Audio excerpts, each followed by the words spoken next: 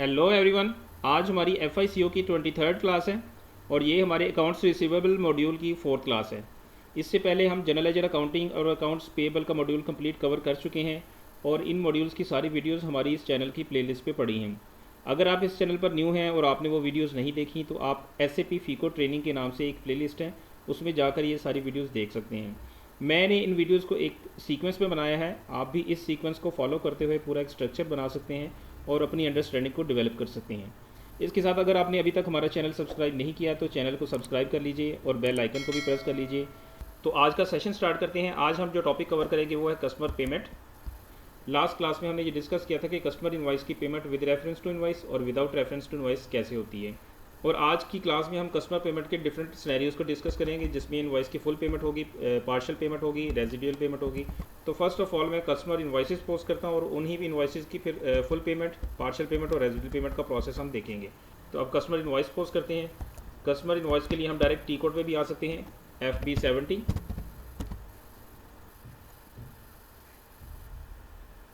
अब यहाँ से हम कस्टमर सेलेक्ट करते हैं।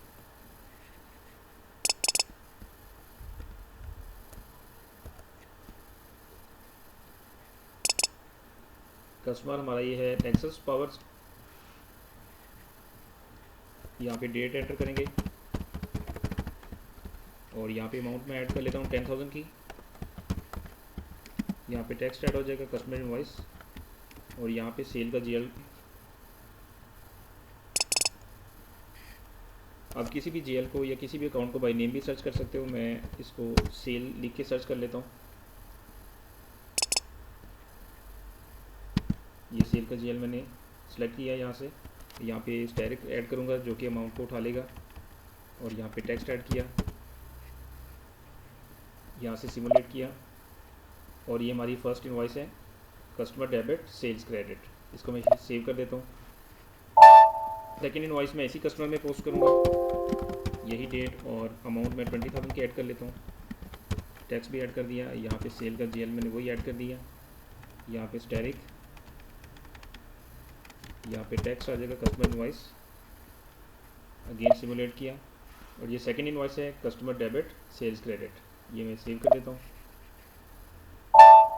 अब थर्ड इनवॉइस पोस्ट होगी, अमाउंट 30,000 की ऐड कर लेंगे, यहाँ से सेल का GL जो कि पहले से मैंने सेलेक्ट किया हुआ उसको मैंने सेलेक्ट किया और यहाँ पे स्टेरिक, यहाँ पे टेक्स्ट आ गया और सिमुलेट किया और ये कस्टमर की इनवॉइस है हमारी कस्टमर डेबिट सेल क्रेडिट। ये हमारी 3 इनवॉइसेस अब पोस्ट हो चुकी हैं। ये मैंने इसको सेव किया। अब इसको मैं एक सेशन ओपन करके इसकी लाइन आइटम्स चेक करवा देता हूँ। FBL 5N से हम कस्टमर की लाइन आइटम्स चेक कर सकते हैं। यहाँ पे मैं कस्टमर सर्च कर लेता हूँ।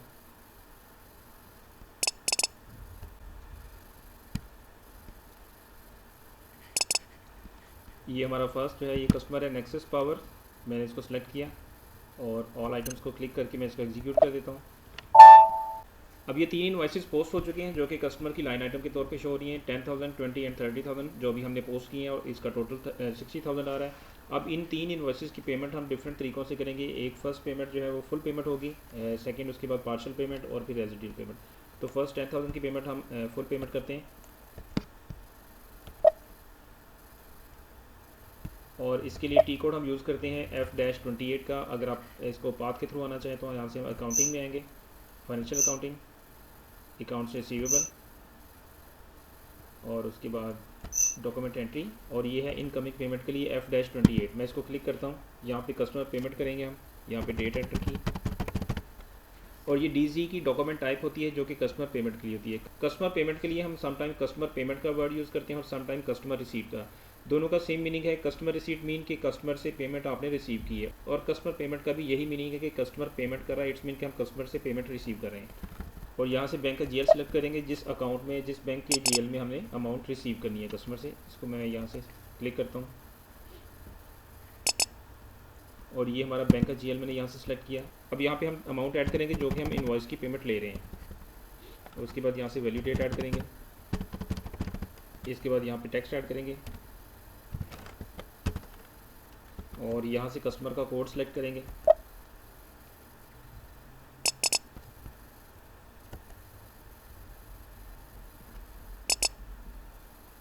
فرسٹ یہ کسٹمر ہے ہمارا نیکسس، اس کو سلیکٹ کیا اور انٹر کیا. اب یہ ہم نیکسٹ اسکرین پہ آ گئے جہاں پہ یہ 3 انوائسز ہماری شو ہو رہی ہیں جو کہ ہم نے پوسٹ کی ہیں. ٹھیک ہے، اس میں سے ہم نے ابھی فرسٹ اماؤنٹ کی پیمنٹ کرنی ہے، فرسٹ انوائس کی پیمنٹ کرنی ہے، تو اس کو میں سلیکٹ کر لیتا ہوں. اور دیکھیں یہاں پہ جو انٹرڈ اماؤنٹ ہے جو کہ ہم نے لاسٹ اسکرین پہ ایڈ کی تھی اور جو اسائنڈ اماؤنٹ ہے دونوں ایکول ہو گئی ہیں. ڈفرینس پوسٹنگ اور ناٹ اسائنڈ میں 0 ہے، تو اس کو میں یہاں سے ڈائریکٹ سیو کر دیتا ہوں. اب یہ ہماری فرسٹ انوائس کی پیمنٹ فل پیمنٹ ہو گئی ہے. اب اس کے بعد ہم سیکنڈ انوائس کو دیکھتے ہیں. اس کے کیس میں ہم پارشل پیمنٹ کریں گے. اگین میں ڈیٹ انٹر کرتا ہوں، اسی ٹی کوڈ سے ہم اس کو پیمنٹ کریں گے. اور یہ میں نے بینک کا جی ایل سلیکٹ کیا یہاں سے.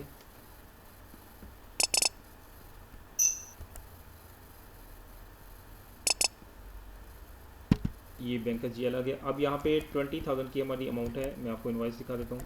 اب یہاں پہ ہماری 20,000 کی اماؤنٹ ہے جس کی ہم نے پارشل پیمنٹ کرنی ہے. بٹ اس سے پہلے میں یہاں پہ اس کو ایک ریفریش کرتا ہوں اور دیکھیے گا ہماری جو 10,000 کی اماؤنٹ ہے وہ ریڈ سے گرین میں کنورٹ ہو جائے گی. اب دیکھیں اوپر سے 10,000 کی اماؤنٹ ریڈ ایریا سے نکل گئی ہے، نیچے گرین میں آ گئی ہے، تو اٹس مین کہ 10,000 کی فل پیمنٹ ہوگی اور اس کی کلیئرنگ ہوگی. ٹھیک ہے، اور اس کے اوپر اگر آپ لے کے آتے ہیں سائن تو یہاں پہ یہ آپ کو شو کرے گا کہ کلیئرڈ ہے. اٹس مین کہ یہ لائن آئٹم کلیئر ہو چکی ہیں آپ کی. اور اوپر والی جو ریڈ ہیں ان کے اوپر آپ لے کے آئیں گے تو اس میں آ رہا ہوگا اوپن. اٹس مین کہ ابھی یہ اوپن ہے اور ان کی کلیئرنگ ابھی ہونی ہے. تو اب ہم اس کی پارشل پیمنٹ کرتے ہیں 20,000 کی. 20,000 کی پارشل پیمنٹ کے لیے ہم اس میں سے فار ایگزامپل 15,000 کی پیمنٹ کر دیتے ہیں. اس کے بعد یہاں پہ ویلیو ڈیٹ ایڈ کر دیں، ٹیکسٹ ایڈ کر دیا اور یہاں سے ہم کسٹمر کا کوڈ سلیکٹ کریں گے.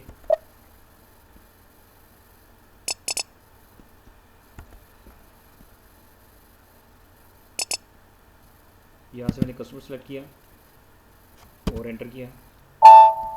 اب یہاں سے میں نے جس انوائس کی پارشل پیمنٹ کرنی ہے اس کو میں سلیکٹ کرتا ہوں. فرسٹ آف آل میں نے 30,000 کو سلیکٹ کیا اور 20,000 ہمارا سلیکٹ ہو چکا ہے. ٹھیک ہے، اب یہاں پہ دیکھیں ہم نے اماؤنٹ جو انٹر کی ہے لاسٹ اسکرین پہ وہ 15,000 ہے اور ابھی جس انوائس کی اگینسٹ ہم کر رہے ہیں وہ 20,000 کو اسائن ہوا ہے. تو اب ہم آئیں گے پارشل پیمنٹ کے ٹیب میں.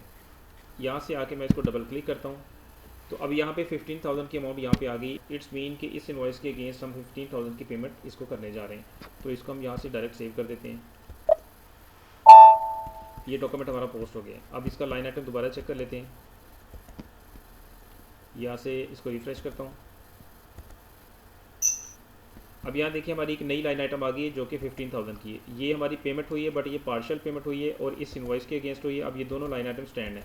جب اس انوائس کی جو 5,000 کی ریمیننگ اماؤنٹ ہے جب اس کی فائنل پیمنٹ ہوگی تو اس ٹائم یہ والی لائن آئٹم اور یہ والی 15,000 کی لائن آئٹم اور ابھی جو 5,000 کی ریمیننگ ہے وہ تینوں لائن آئٹمس اکٹھی کلیئر ہو جائیں گی. تو ابھی اس کی 5,000 کی جو ریمیننگ اماؤنٹ ہے میں اس کی پیمنٹ کرتا ہوں. اگین F-28 پہ ڈیٹ انٹر کی اور یہ والا بینک کا جی ایل ایڈ کیا. اب یہاں پہ میں 5,000 کی اماؤنٹ ایڈ کروں گا کیونکہ ابھی اس انوائس کی ہماری 5,000 کی اماؤنٹ رہتی ہے. اور یہاں سے میں نے ویلیو ڈیٹ ایڈ کی، ٹیکسٹ ایڈ کیا. یہاں سے میں کسٹمر کا کوڈ سلیکٹ کر لیتا ہوں. اب اس کو انٹر کیا.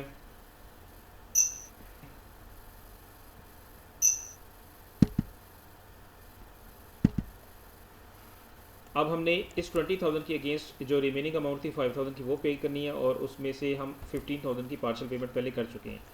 اب ہم پارشل کے ٹیب میں نہیں آئیں گے، اسٹینڈرڈ میں رہتے ہوئے اس کی پیمنٹ کریں گے. اور ان دونوں لائن آئٹمس کو سلیکٹ کرتے ہیں 20,000 15,000 اور یہ دیکھیں ہمارا 5,000 کا اسائنڈ اماؤنٹ اور انٹرڈ اماؤنٹ دونوں ایکول ہو گئی ہیں. تو اٹس مین کہ جو ابھی لاسٹ اسکرین پہ میں نے 5,000 کی اماؤنٹ ایڈ کی ہے اور ابھی یہاں پہ ان دونوں اماؤنٹس کا جو نیٹ نکلا ہے وہ بھی 5,000 ہے. تو یہ ہماری دونوں اماؤنٹس ایکول ہیں. اب اس کو میں یہاں سے سیو کر دیتا ہوں. یہ ہمارا ڈاکومنٹ پوسٹ ہو گیا ہے. اب اس پیمنٹ کے بعد اگین اس کی لائن آئٹم چیک کر لیتے ہیں. یہاں سے میں ریفریش کرتا ہوں اور یہ دیکھیں ہماری یہ تینوں لائن آئٹمس کلیئر ہو گئی. 20,000 کی 15,000 کی اور 5,000 کی. یہ تینوں لائن آئٹمس ہماری کلیئر ہو گئی.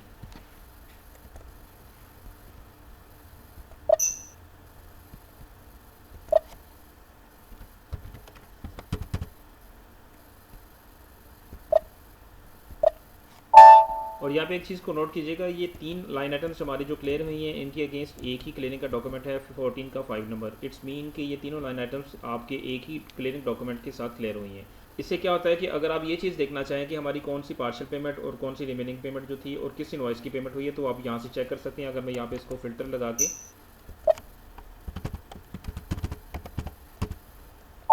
اور یہ دیکھیں یہ 3 لائن آئٹمس ہیں 5,000 کی ریمیننگ اماؤنٹ جو تھی اور 15,000 کی جو پہلے پارشل پیمنٹ تھی اور اس انوائس کی ہوئی ہے. تو یہ ایک کلیئرنگ کا ڈاکومنٹ آپ کو یہ شو کر رہا ہے کہ یہ 3 لائن آئٹمس آپ کی ایک ہی ڈاکومنٹ کے ساتھ کلیئر ہوئی ہیں.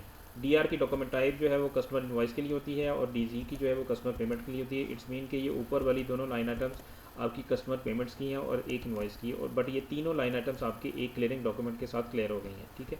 تو یہ ہماری پارشل کا پروسیس بھی کمپلیٹ ہو گیا. اس کے بعد ہم نیکسٹ جو دیکھیں گے وہ ریزیڈیول کا کیس ہے. تو اس کے لیے ہم اگین یہاں پہ لائن آئٹمس پہ آتے ہیں.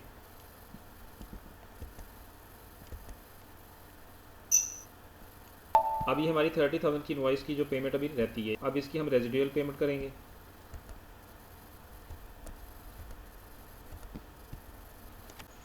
اب ریزیڈیول پیمنٹ کے لیے میں تھرڈ انوائس کو یوز کرتا ہوں. یہاں سے میں نے ڈیٹ انٹر کی، یہاں سے بینک کا جی ایل سلیکٹ کیا.